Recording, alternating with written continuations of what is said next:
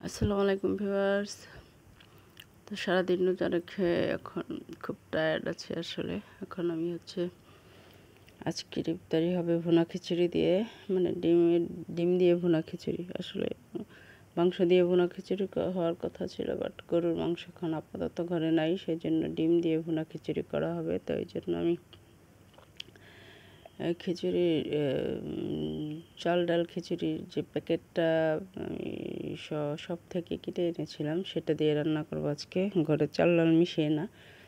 তো এই জন্য আমি চুলাতে প্যান বসিয়ে দিয়ে দিলাম তেল, তারপরে দিয়ে দিচ্ছি পেঁয়াজ কুচি, দারচিনি, এলাচি, লবঙ্গ দিয়ে দিয়েছি। একটু হয়ে আসলে দেন আমি পেঁয়াজ কুচিটা দিয়ে দিয়েছি। তারপরে দিয়ে দিচ্ছি হলুদ গুঁড়া, মরিচের গুঁড়া, ধনের গুঁড়া, জিরের গুঁড়া, 2-3টে কাঁচামরিচ দিয়ে দিয়েছি।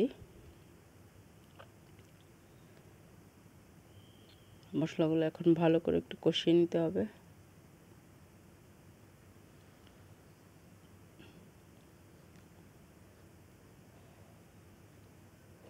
নেড়ে চেড়ে মশলাটা কষিয়ে নিচ্ছি। তো এখন ধুয়ে রাখা চাল ডালগুলো দিয়ে দিলাম। ভিউয়ার্স, বাসায় চাল ডাল বিভিন্ন ধরনের একসাথে করতে গেলে আমার ঝামেলা হয়, জন্য আমি চাল ডাল প্যাক কিনে নিয়ে আসি সব থেকে, ওটা দিয়ে রান্না করি। খিচুড়ি তো আর প্রতিদিন ঘরে খাওয়া হয় না। তো এখন নেড়ে চেড়ে পানিটা মশলার সাথে মিশিয়ে দিচ্ছি চালগুলো। স্বাদ মতো একটু লবণও দিয়ে দিয়েছিলাম।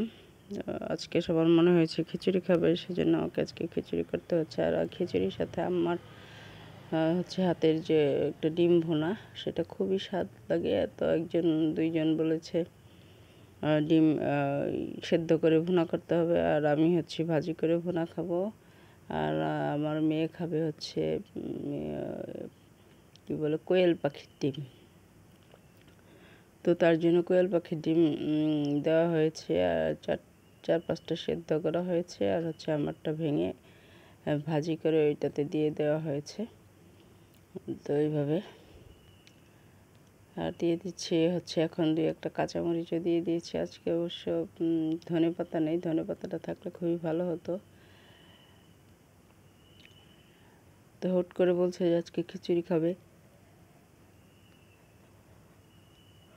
খিচুড়ি রান্না করতে গিয়ে দেখি ফ্রিজে গরুর মাংস নাই। ভিউয়ার্স, এমনিতে থাকে আসলে, তো এই জন্য ডিম খিচুড়ি করতে হলো, ডিম দিয়ে ভুনা খিচুড়ি।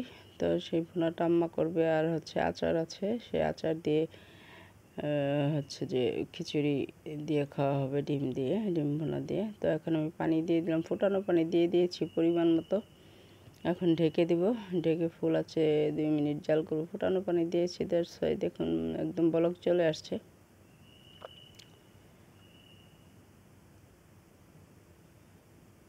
ঢেকে দিয়েছি, তো বলক চলে আসছে।